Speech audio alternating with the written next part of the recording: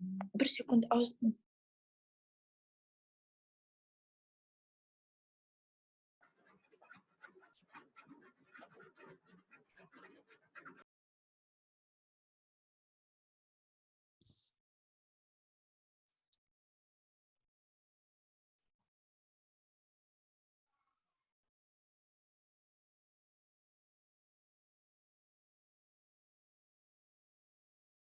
Good evening, everyone. Good evening, welcome. So we're 5 now. So how are you guys? Good.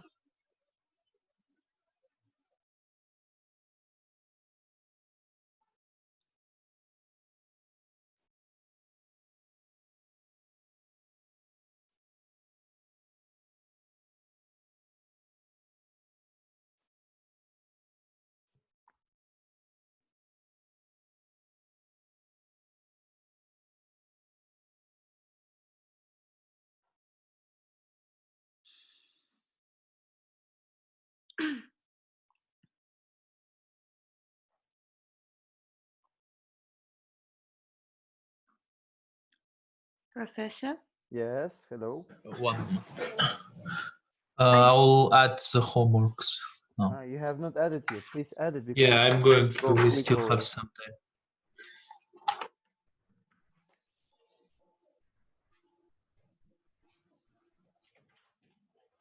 Okay. Now. Professor, why do we have exercised option equal to 0? You said it doesn't affect on something. I'm gonna explain it again, okay, guys? Okay. As I checked it, almost all of you made a mistake.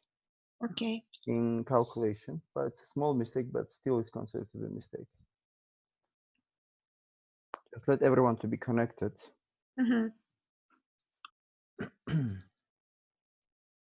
And also, Professor, could you please download a book?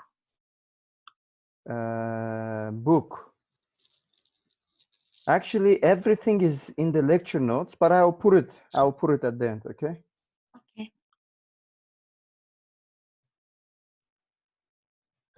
Professor, I have a question about the link that you sent. It's economic data about political stability. So as I understand, each country has specific data and it doesn't have the, you cannot choose many countries and many years. So no, you have to make it separately.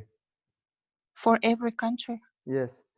Islam, how were you able to download as one, you downloaded data from the link that I sent you separately or as one countries like? No, I did it separately for every country. Okay, then this is what I knew actually as well. So you need to make it like treat it as a separate country each. Okay, thank you. You're welcome.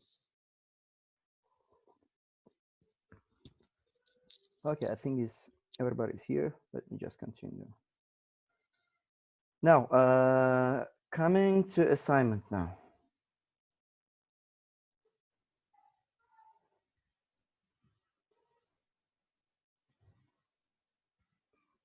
Here is the question.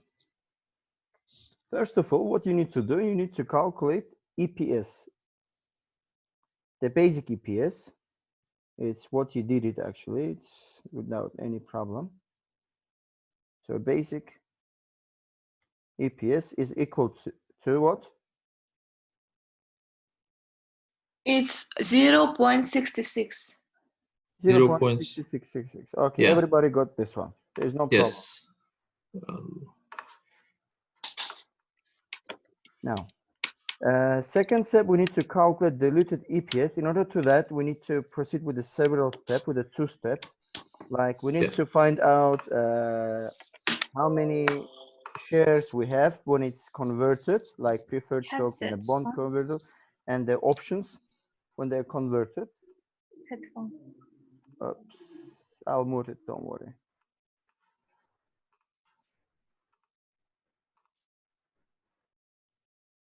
Now, so this is what we convert. So first of all, we need to see what is the converted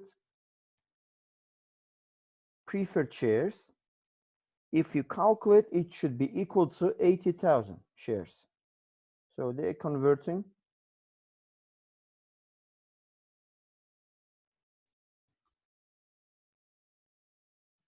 Then we are going through the bond itself, convertible bond. So they should be equal to 80,000. This is what you did it correctly, as I saw it. And when it comes to option, convertible options into shares, you somehow managed to make it to 2,500. But I didn't understand what is the logic you were using it. We were following our videos. No, the video is okay, but you were following the video, but in the class we did it is bit different. If you remember, let me just erase this one. So what is the option? First of all, option that you need to convert. Option shares that has got the shares. In a previous example, it was $15 per share. So which means that if the exercise comes, exercise date, and then you will exercise this option at $15, and the market share price is $20. So with this case, it was very reasonable to proceed with the exercising, because you will buy the shares at $15. So which means that you'll get these shares at $15. You'll convert your options into shares at $15, and the market price will be 20. So you'll get a gain on this. However, in this example, the option share is $25. So would it be for you profitable, or logically? Loss. It's a loss. So there is no need to exercise it. Okay. Okay? Yes. That will make our convertible options equal to 0. So we don't exercise it. We don't get any shares from it. It's better not to exercise. Otherwise, we're going to incur the loss. So apart from that, we need to see what is the effect on this. We find it out. What is the effect on denominator? And we search for effect on income, increase in income by preferred. You did it all. It's 16,000, if I'm not mistaken. Yes, it's 8%. Okay. Now, then we need to proceed with the payments of the interest. The interest should be paid back, because bonds, I'm talking about the bonds there, you don't pay any interest, so you convert the bonds into shares. So that interest should be paid back with consideration of the tax. So increase in convertible bonds income will be equal to 43,200. This is what you should supposed to get it actually. And this is done. And then we calculate diluted EPS.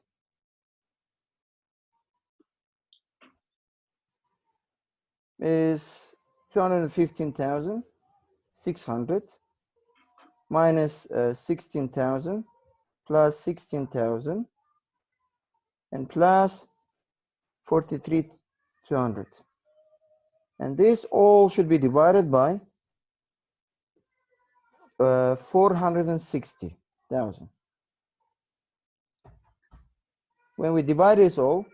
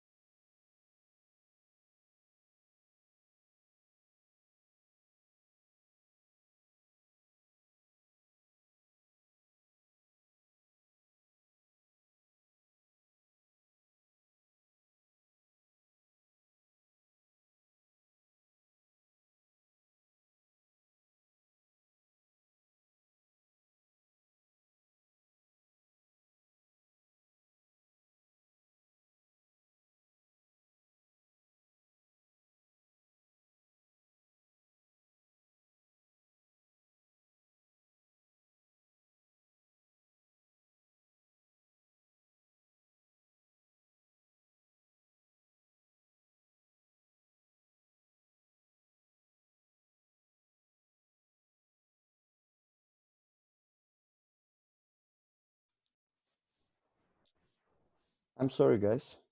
Just some accident happened. Okay, this is done with the homework.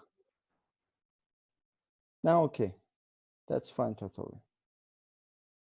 Okay, let us continue with the chapter itself.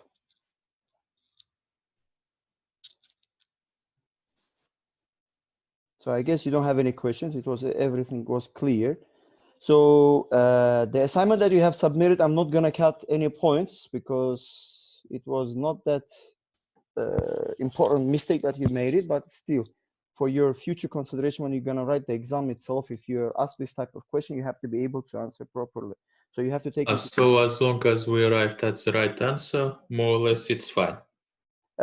No, actually, yes, the number does make. So in the future, you should keep in mind that. Yeah, because like. Consideration the share price. Yeah, well, the point is like I had like minus 2,500 shares for the net in adjustment in common shares. Actually, but you will not be, even if you exercise it, you shouldn't have minus 2,500 shares. You should have plus okay. 2,500. All right. But you wouldn't exercise this because you're gonna incur a lot of cost on it. Understood.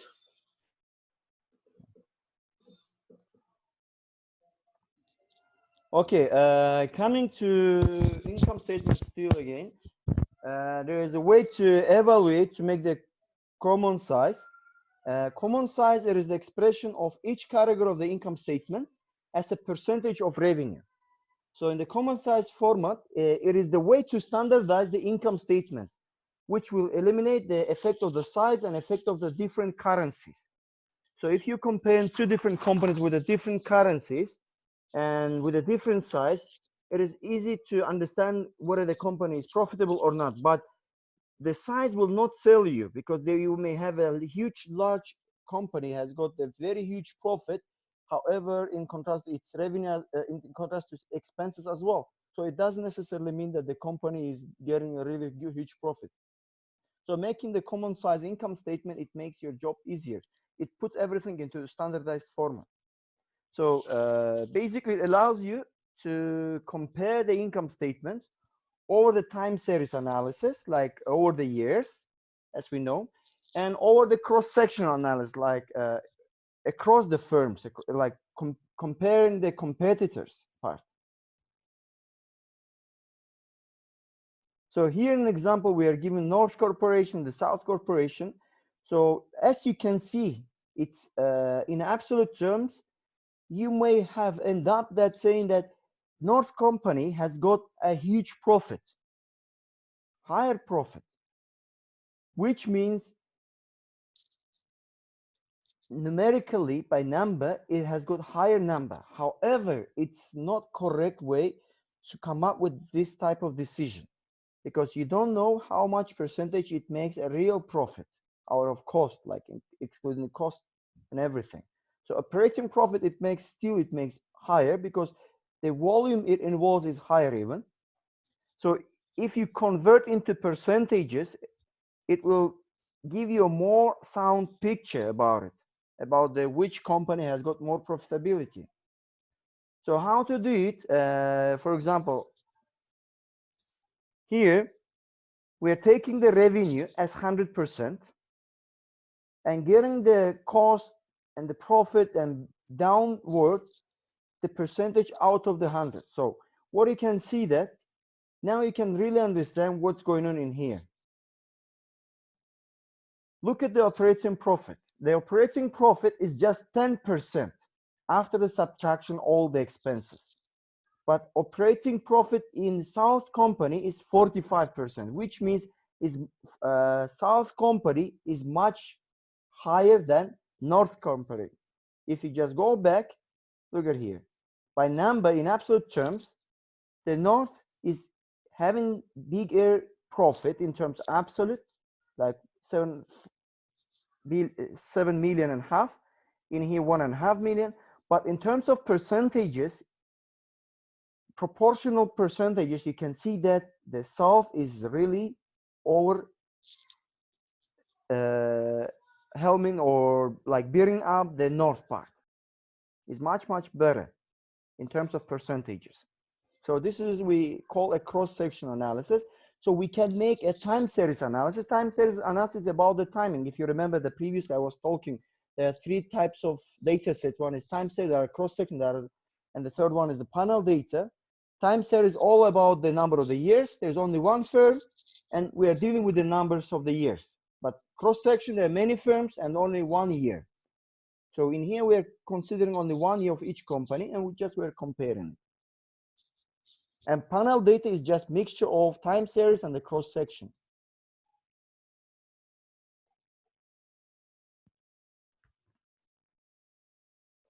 So common size analysis can be also used to examine the firm's strategy.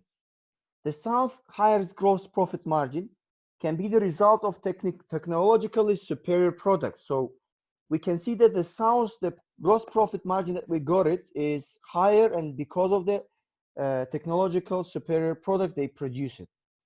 And South spends more on research than North on a relative basis. This can be seen in the income statement as well.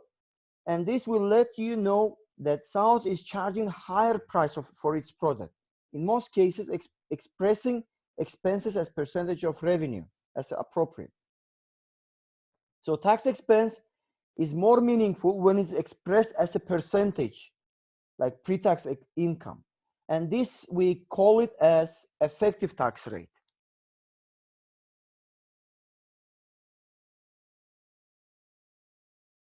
So the gross profit margin is the gross profit over the revenue. This will give you the gross profit margin.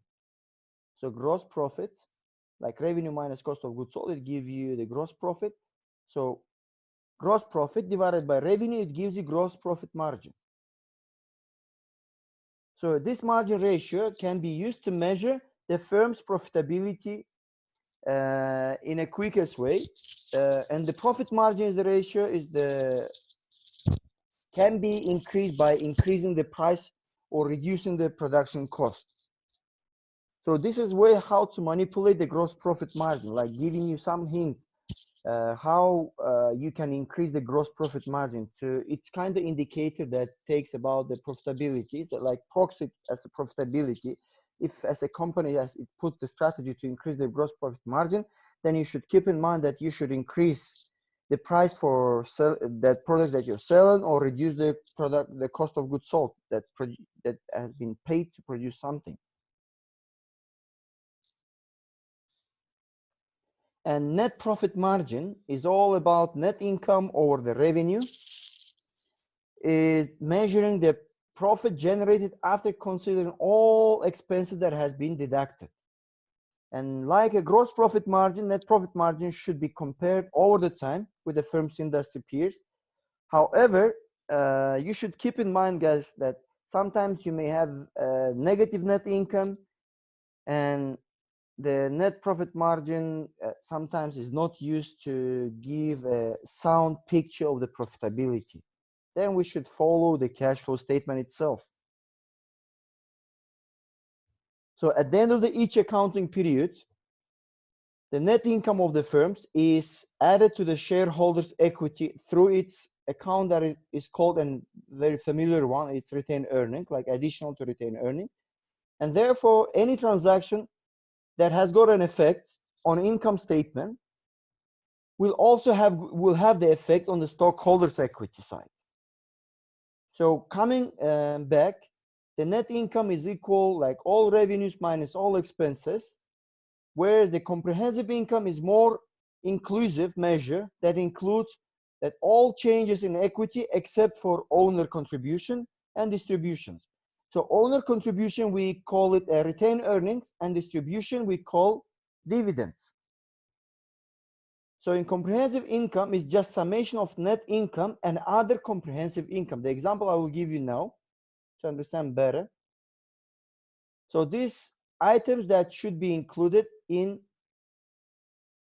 comprehensive income: foreign currency translation gains and losses, some adjustment for minimum pension liabilities that the firms each month or yearly basis they have to contribute for the pensions. There's some adjustment may take place. like it doesn't match with the amount that has been estimated by the company and with the amount that the government requires it. Third is unrealized gains and losses from cash flow hedging the derivatives. Derivatives, I'm like talking about options, warrants, future contracts, and so on. Unrealized gains and losses from available for sale securities. If there are some financial securities, you've got it for sale. Sometimes you incur losses, sometimes you incur gains. So these all four items should be included in comprehensive income.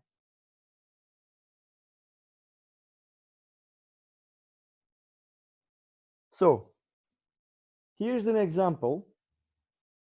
Let's say this information is given. We are asked to calculate comprehensive income for CCC Corporation using the selected financial statement that is given here. Net income,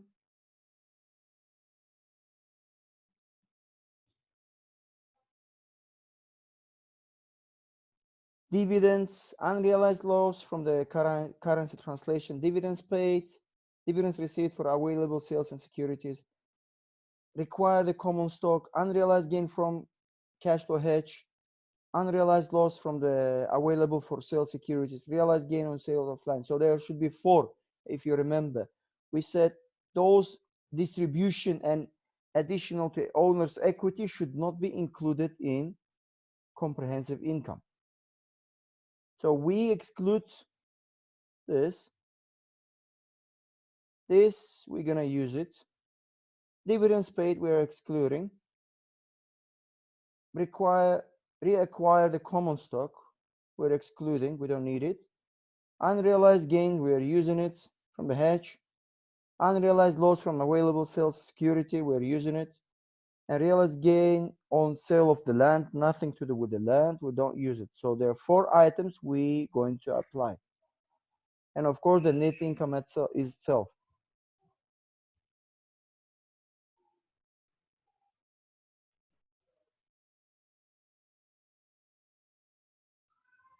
So in here we have net income, unrealized loss. So from net income, we're gonna subtract the loss that we incurred.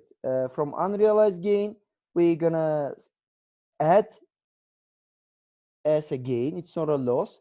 And unrealized loss, we're gonna take as a cost. So there is some subtraction, some addition, you will come up with comprehensive net income.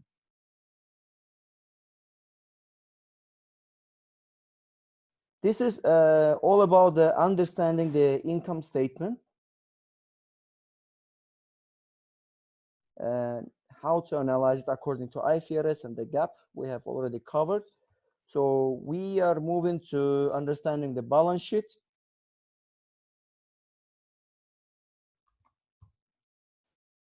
Okay, do you have any questions related to this chapter? Okay, if you don't have any question, this chapter is uploaded in Moodle, it's here. And for coming to the chapter, understanding the balance sheet, I'm gonna start from Wednesday. But today, the rest of the time I want to spend on the methodology part, because there are some questions arise. And there are some common mistakes that are conducted while writing it, but I just want to review it again, those mistakes, methodology part, to be more clear. So in methodology part, actually we call it data and methodology. So in a data methodology, the first paragraph should be coming with introduction about the data, the purpose, introduction. That includes the purpose that you're writing, why you're writing. Like, we are investigating the profitability determinants by using bank specific and macro specific variables. We are We're investigating profitability determinants by using bank specific and macroeconomic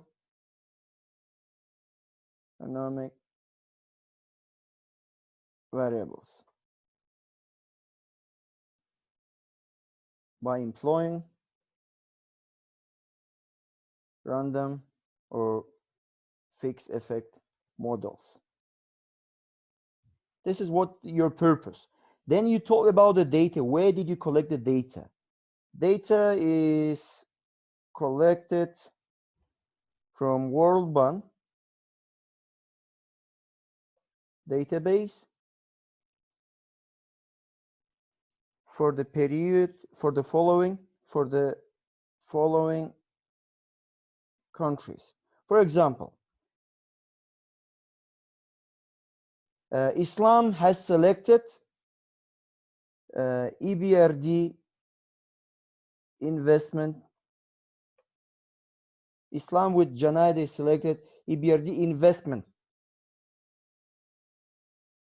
classified country. EBRD investment classified countries. So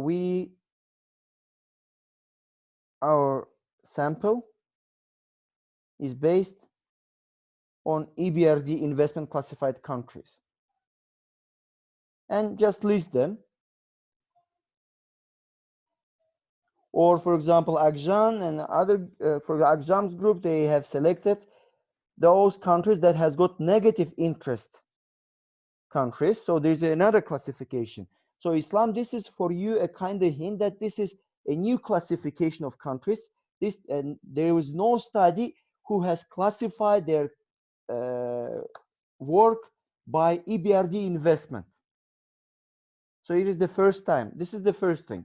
And the second thing that you make a contribution, secondly, it's you are using a new investment indicator, a new indicator, which is investment EBRD indicator.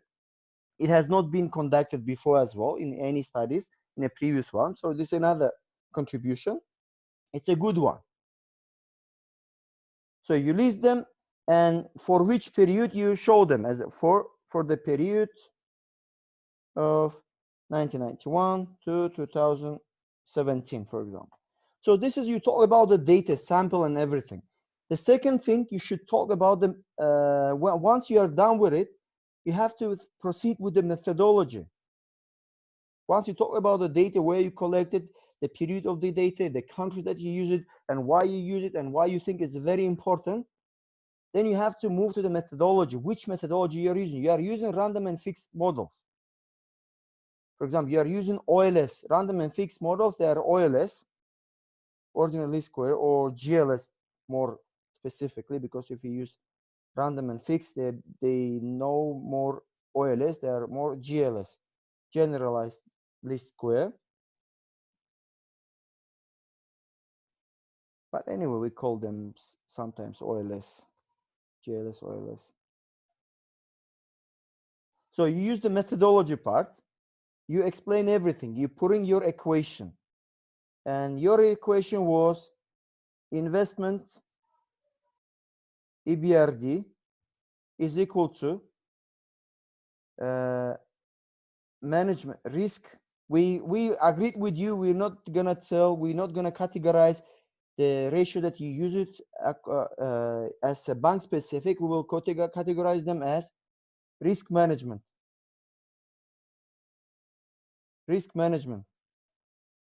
variables plus macro variables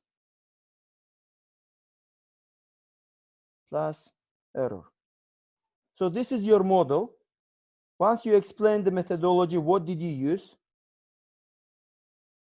Like you explain everything, whatever you did in your model. You did correlation, you did width analysis, you did OLS, or more specifically, if you have not conducted random or fixed effect, you just leave it as OLS. if you conducted fixed and random effect, you should mention that you conducted fixed and random effect. And by the way, we forgot to add here one variable, which is dummy.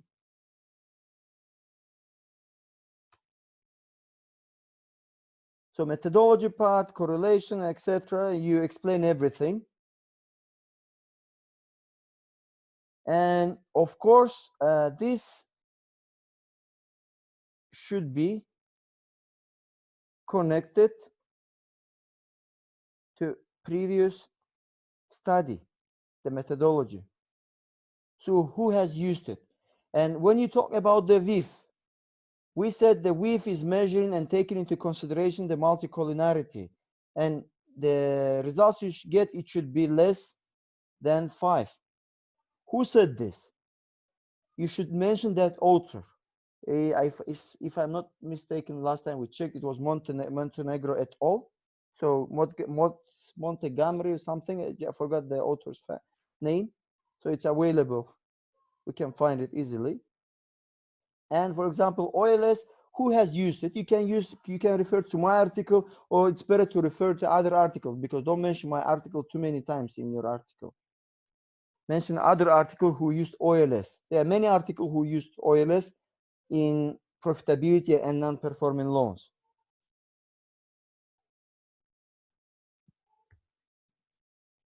So this should be connected to the previous study. Then once you put your model, next step is, what is that? You have to hypothesize, like you have to create a hypothesis. Let's say you abbreviate in a different ways. You have to categorize. You can make bank specific, or you can make some headings like risk management variables, or you can call bank specific variables. This is kind of heading, and then explain each variable, like liquidity. You start, for example, by the way, just before going to this, you have to explain the profitability and investment of EBRD, how they are measured and what they mean, and link to study, to link and to any study. So concerning the investment EBRD, as this variable have not been used before, so what you can make in here, explain each variable, like your profitability variable is NIM, you link to some other variable, some other author who has used it. And coming to investment EBRD, put a footnote. In a footnote, take a footnote, or in the bracket, explain that this is the variable that has not been used before. It is the first time that is being used. So insert footnote. In the footnote, you can explain that this is the first study that contributes in this way using the investment EBRD. And what does it refer? Still explain it, not in the footnotes, but in a normal paragraph. Then new with the headings, a new heading like risk management variable or bank specific variables. Explain liquidity, or sorry, we are starting with capital adequacy. Explain it, what does it mean, how it is calculated, meaning,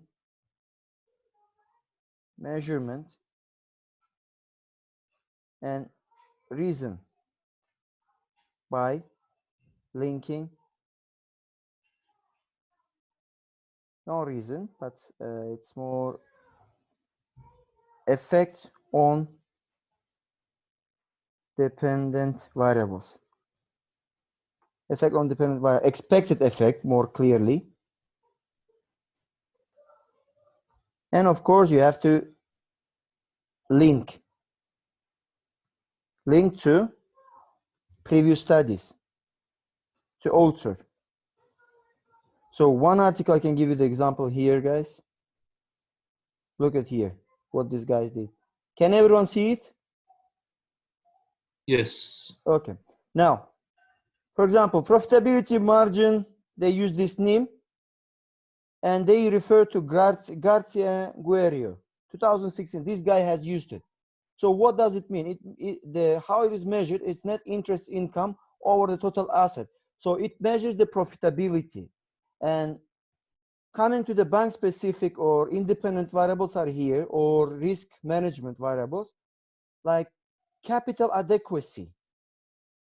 How you abbreviate as a car, or how you're going to abbreviate in your analysis, you're going to mention it, and what does it measure and how it's calculated, and link to the author. Put the linkage to the author. You can see. Where to find author research? Sorry? Where to find author research? Here. You can use my article. You can use other articles as well. They have linked it themselves. For example, if you use my own article, let me just open this article. Look at here. Look, he is using liquidity. You see?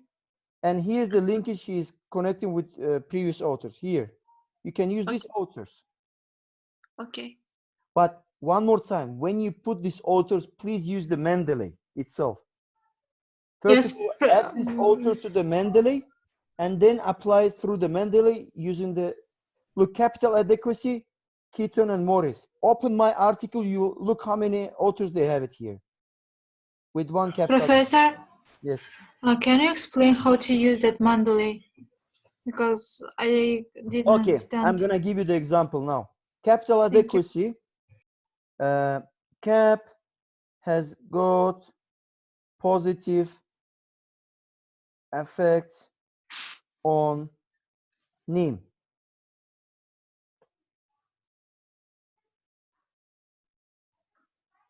Like capital adequacy has got effect, or we expect that the capital adequacy will have the expected sign of capital adequacy, or you can just make it has got positive effect as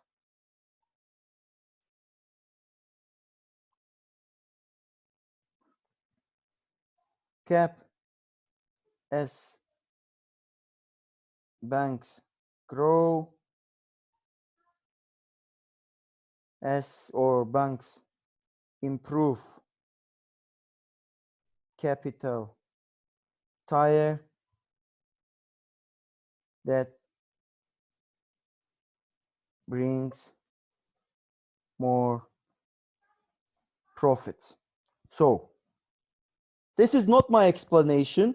This is explanation of, let's say I'm going to use it, Mendeley. It's Asanoglu on the Greek banks. So I'm using Mendeley in here. Insert citation. Can you see it? Yes. Now it's opening. Go to Mendeley. Now I'm looking for profitability determinants. Profitability. Look, profitability drivers. You see many banks. You can connect to any of the banks. Determinants of your resume. There are many profitability. I can connect to any of. Let's say I want to connect to Goddard et al. It's a good article. So, cite. But I have to check whether this guy explains this in this way. I have to find it. Yeah, I'm just making up in here. I just remember this article. He finds that the capital adequacy has got positive, but you should know it's not just by selecting. So I added here. Okay. Once I added, but it's just citation, but you have to put the references as well. When you put the reference down here, Islam, this is for you, so that you don't make it manually. Put here like references.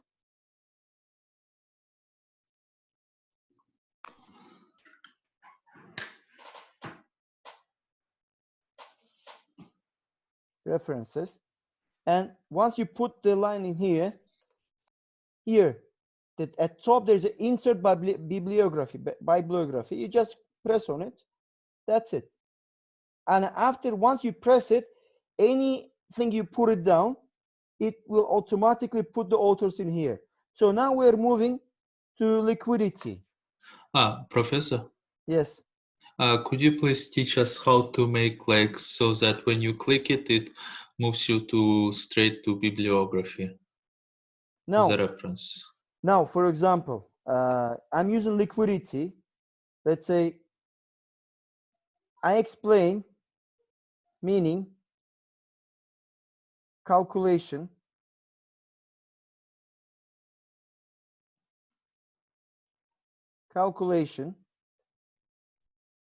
and giving some expectation sign like liquidity has got negative impact on NIM,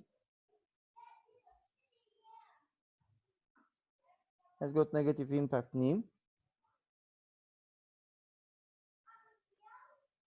as banks keep more money in the banks, they lose opportunity to earn profits by investing those money. For example, this set by Faizullayev. Go to Mendeley, find the Faizullayev. Here, I can use one of it. Let's say this one. Site. Now it's here. Okay. I didn't press anything extra and just insert it. It should be automatically inserted reference. If I go down, yes, as you can see, because the first stage I already inserted in a separate page. So write the references, put the mouse here, and insert bibliography. Okay. Mhm. And next time when you use the Mendeley, it should automatically just put directly here everything. Okay. Meaning, calculation, expected sign. And of course, there should be linkage with, so you explain each variable one by one. And each variable should be linked to table. So apart from that, it is better to create a kind of this table, the summary. So it's a map for the author, potential reviewer who will read your paper. So they will understand what you did. And classify your variables in this way, like dependent variables, NIM and investment EBRD. Independent variables are classified as risk management variables, capital adequacy, liquidity, credit risk, and efficiency. And you have, of course, macroeconomic variable, which is inflation, GDP growth, political stability, and corruption. And Islam, you have industry-specific variables as well. Industry-specific variables are economic, financial freedom, economic freedom, and everything. But if you want, classify them under the macroeconomic variable. So I explain risk management variables. Now, let's say I explain. Now I move to macroeconomic variables. Please do not mix up the macroeconomic with the risk management together. Don't make this soap. Okay? Separately. Everything, all the variables should be treated separately. Is that clear? Yes.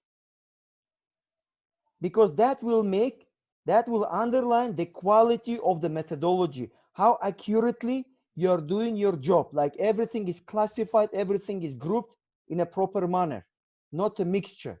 So that when somebody is reading, he's really enjoying. For example, when I read this article, I really get pleasure. It's a very understandable article. I know what is located actually. It's very easy to be guided in this article. from this article, I can understand easily what these guys were trying to do and what they conducted. So here's the profitability determinant. Here's the variable he is using. And here's the methodology he explains. That's it. Here's the model he uses. You can check how they explain it. For example, ordinal least square. So when you, by the way, when I said refer to the person who used OLS, here methodology part, paragraph, put some linkage. You can put this article because this guy used OLS. So by using his article, you said you decided to use the OLS as well. He is Al-Fadali, if I'm not mistaken. Yes, Al-Fadli and Erjub. So let me put here then. Methodology, I'm going to use it, let's say by Al-Fadli. Insert.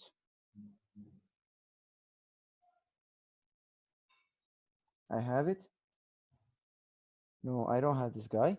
Then what I do, I go to literature review and trying to search his article.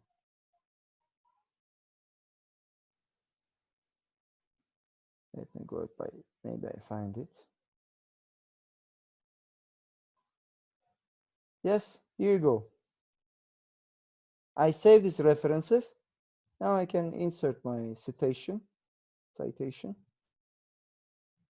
in methodology. Go to Mendeley.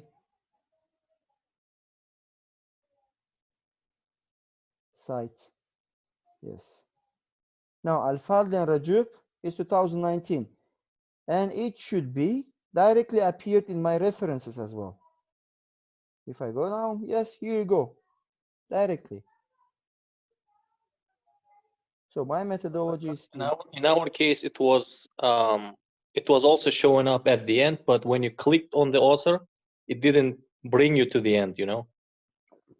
That was our concern. I see. Maybe there's some error happened in the Mendeley while running. So try it from the beginning. Or already you don't need to try already, you put everything manually. it's a very... No, I mean, like when you, for example, when you click on the Al-Fadli, for example, will it bring to the end? No, it shouldn't. It shouldn't. Yes, because in most of the files, like now when I read, like when I click on the author, it brings you to the reference. If you read it the PDF format, it should bring you, because that's why if you convert to the PDF format, this one it will bring me. That's why it is better to use Al-Fadli. Yes. Now in your cases, Islam, if you don't make it in Mendeley, it will be very difficult. If you, for example, publish in one journal, then it will not bring it. This is your concern, true, actually. Then you should make it then through the Mendeley, because if we're gonna publish in conference, if somebody wants to check your references by just clicking whether it exists or not, for example, how the reviewer they check it, it's a good concern. For example, when the reviewer he reads your paper, he wants to be sure that the literature that he has used in methodology and literature review, there are existing references. If he clicks on the Al-Fadli and if it doesn't bring it here, it means that it doesn't exist. So he will give you like notation. Look, Islam, you should add the references. You should put the consistent references with your methodology. Okay. Despite the fact we used everything in Mendeley, but that option didn't work. That when I clicked on it, it doesn't bring to the end. Please try it again. Okay, we'll have a look at it. If it doesn't work, get in touch with me and we'll fix it together. Okay, thanks. Yeah.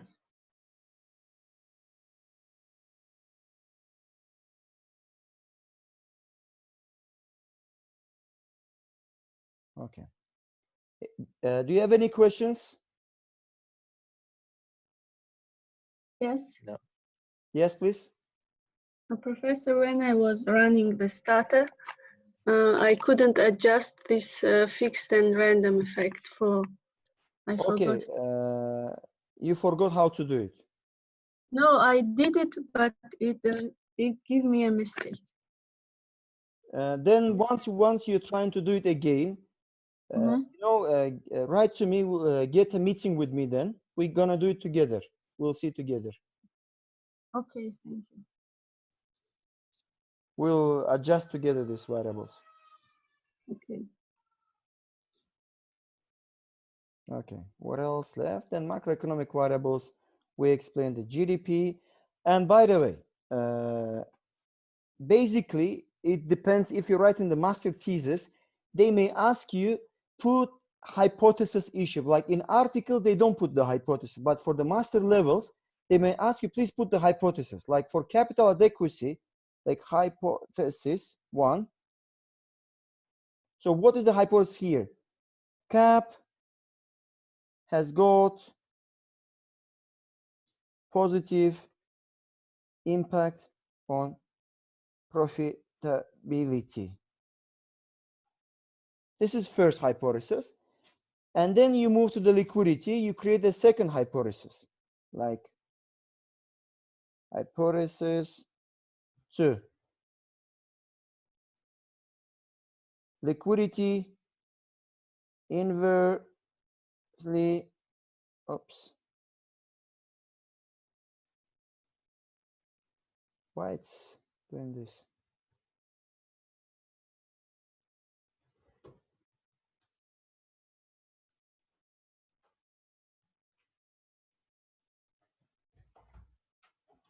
Can you see it now?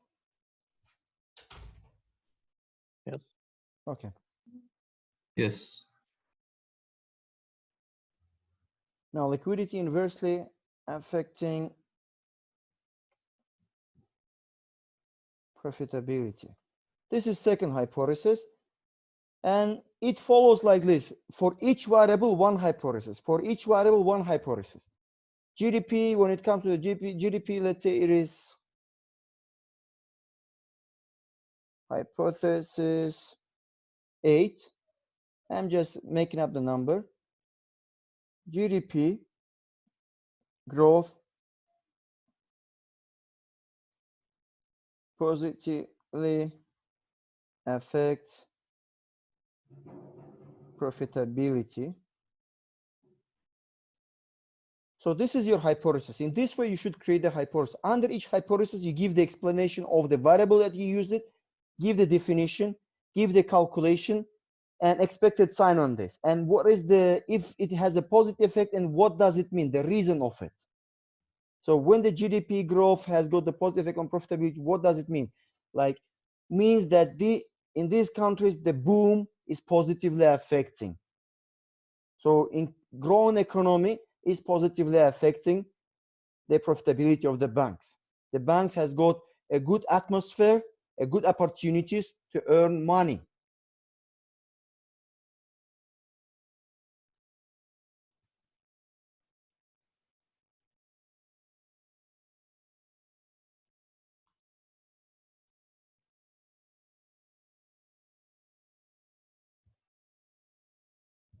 So for you, most probably they will ask you for your thesis, maybe article, but basically for professional way of doing it, in article, we don't mention this hypothesis because it is already obviously known that when you're trying to put the expected sign on a specific determinant, then definitely you are showing that this is the hypothesis.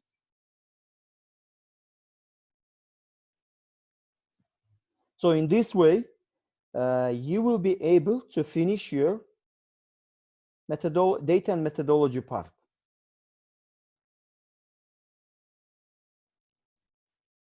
And don't put, you can, in data methodology, you can put this descriptive statistics, but it is better not to put anything in here. Don't put anything. Only one table you will use in here. It is the table that shows the summary of the variables. So if it has been a standard deviation created, then I shouldn't include it, yes? Only about one table. Yeah, it's better. It's better because these descriptive statistics should be used in empirical results. Okay, okay.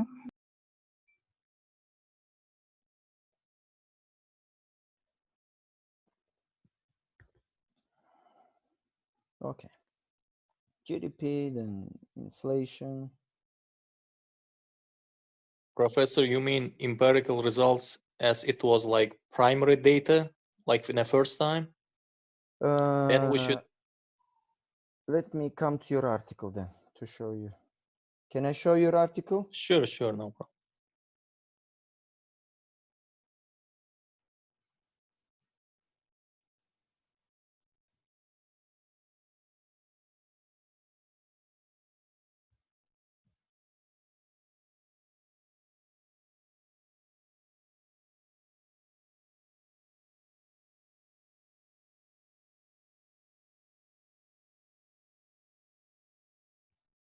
For example, you will just make some correction in here.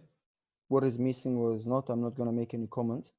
For example, this correlation table, it shouldn't be in the methodology part. It should be in under the empirical results. So weave estimation, all these estimations, because you already used this data and it gave you this result. This result should be presented in empirical section. Change the screen right now, or we're just seeing the Word document, right? Oh, sorry. Yes. Wait. Then I have to change the share. Now, sorry. Screen.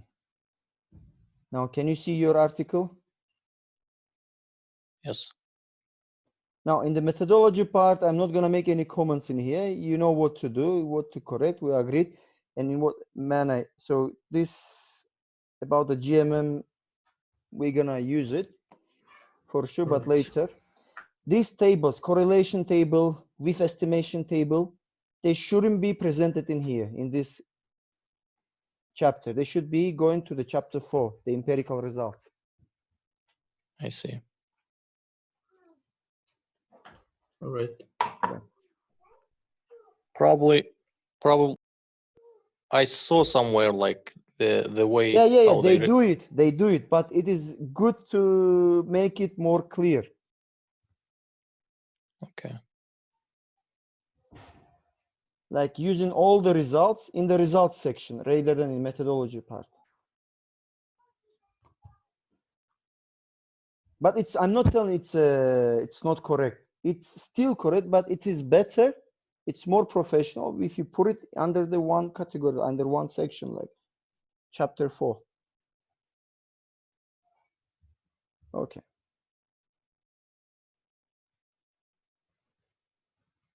For example, if you read this article, the determinants of related to GDP are the basic macroeconomic blah blah blah of determinants of the credit risk. In this context, few variations emerge, such as annual real GDP growth rate, production gap, and growth blah blah blah. However, the real GDP growth rate is by far most prevalent and variable used, for example, so this guy has used the GDP growth. Therefore, we include the real GDP growth rate in our analysis. This allows to examine the effect of cycle when economy is at credit risk. So they're explaining in this way. So you can find in other articles the explanation of GDP growth in other way. So growing economy relates to the growth of the general level income and smaller financial stresses. Therefore, GDP growth should be negatively correlated with the credit risk, with the NPL, with the non-performing loans.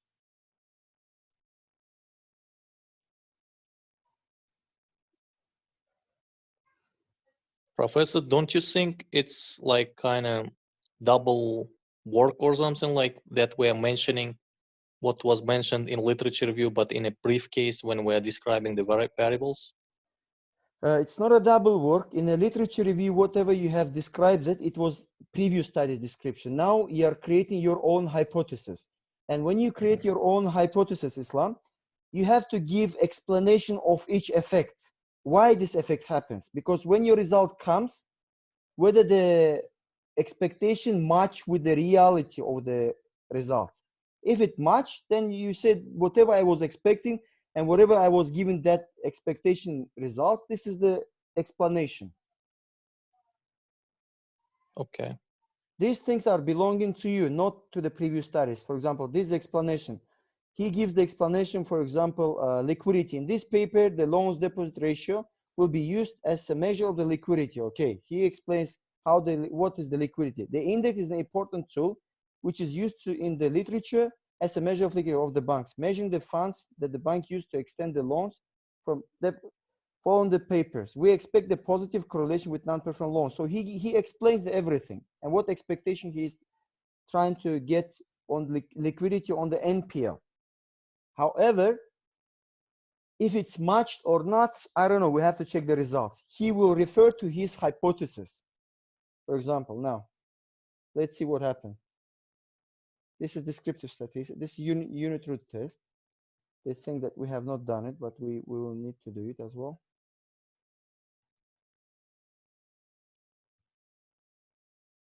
He used the different methods.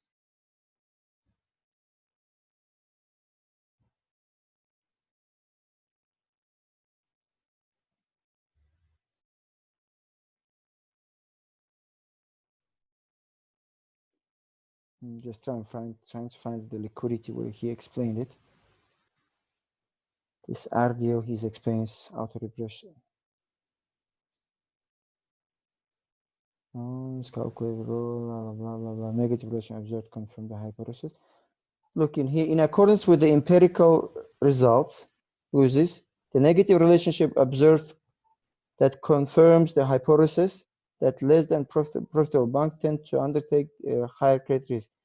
So there is an inverse relationship between profitability and non-performing loans. So he confirms his hypothesis, and it is consistent, and it is the same with the findings of losses.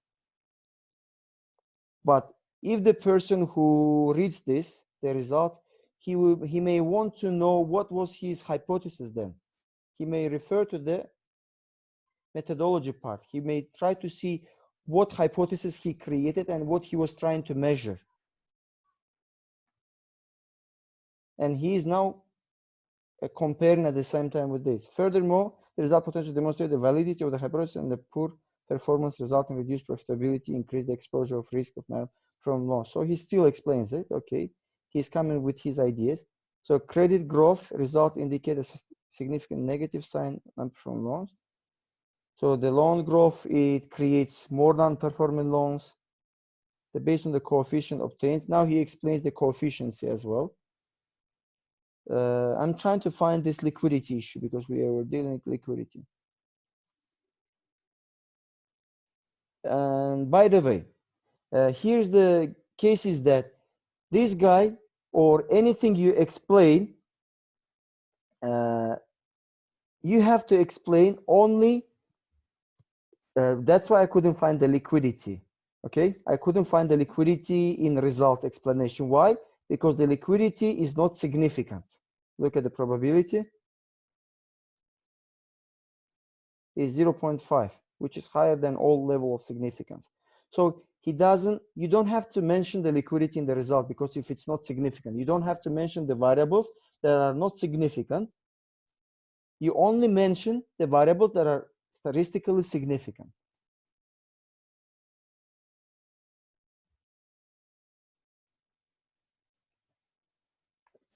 It's in the result part. Yeah, Or not it's in no, in the methodology we don't. I'm talking about the results.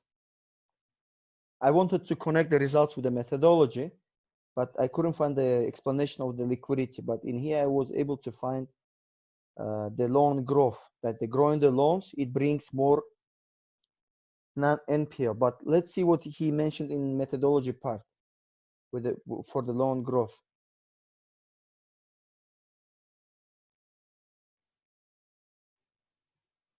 Real exchange rate, inflation, unemployment, real GDP growth, capital adequacy, total loan growth. Here, determinants show the prosperity, a propensity for the risk taken by the bank. They examine the short-run benefits. Managers seek to rapidly expand their credit activities and may hence take inadequate credit exposures. Okay, now they give negative expectation impact. And they're going with the consistency of studies by Castro, Beck et al. And Klein. And several studies indicate the presence of positive, so there are positive correlation as well between non-performing loans. So he's expecting both positive and negative sign. And he's relating to two different sides of studies. And then you can just come up with the results, whatever it comes. And he gives another, like Berdruga and the Pasha, they found negative relationship between those two variables. So you can expect not only one sign, you can expect two signs, like creating one hypothesis, two hypotheses. Is that clear? Yes, yes. So in here, when I say that cap has got positive effect, you can say it may have a negative effect as well. However, you should relate. Like Goddard said, according to the Goddard, there is a positive effect. According to Beck et al., it's negative effect, and so on. So it is very important to create a methodology part as well.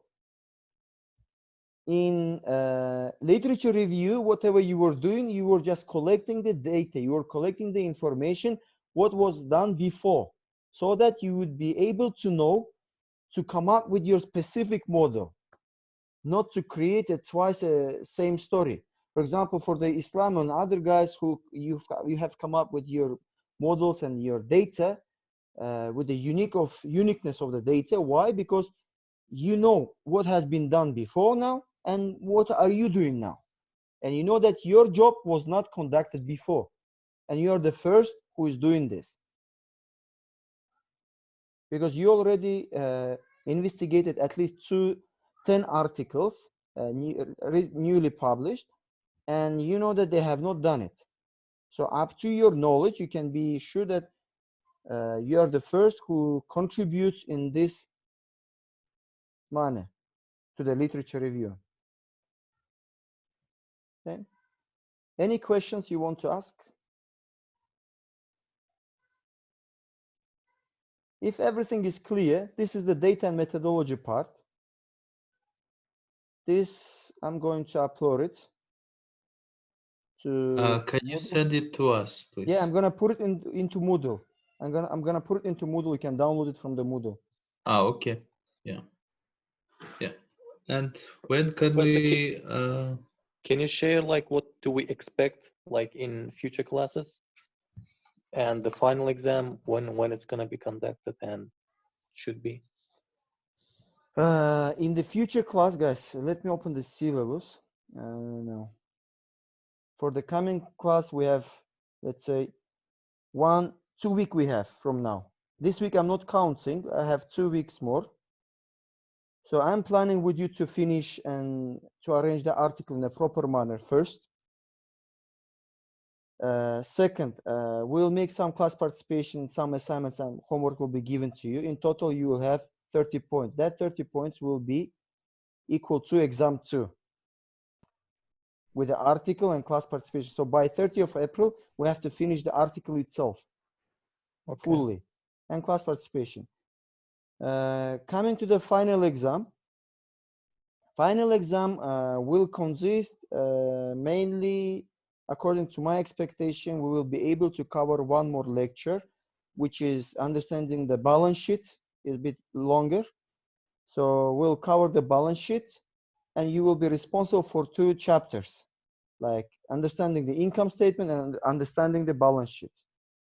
And it will be more calculation based and critical thinking based answers. And it will be conducted through the Moodle. You will be given a certain time, let's say 1.5 hours. And during that 1.5 hours, you have to finish that exam and submit. If you are not capable to finish within that period, then this is will be up to your responsibility. So you have to manage your time properly as well. So I will select this type of question that will be more convenient in terms of timing, that you will be able to finish it if you studied yourself and you know everything. You will be able to finish it. So that to prevent different potential cheatings. That's why I'm putting the time limit in Moodle, so that you don't spend the time on finding the questions, etc. I'm sure that you're not doing it, but to be on the safe side. All right, Anything- thanks. Okay. Anything you want to ask more? Can you provide more example for last 2 chapters? Yes, whatever we solve in the class, whatever you homeworks you are given, you will be given as a calculation. But apart from that, you will be given a theoretical questions. The theoretical are given in the slides as well. For example, lecture. If we go to Moodle, I already uploaded that.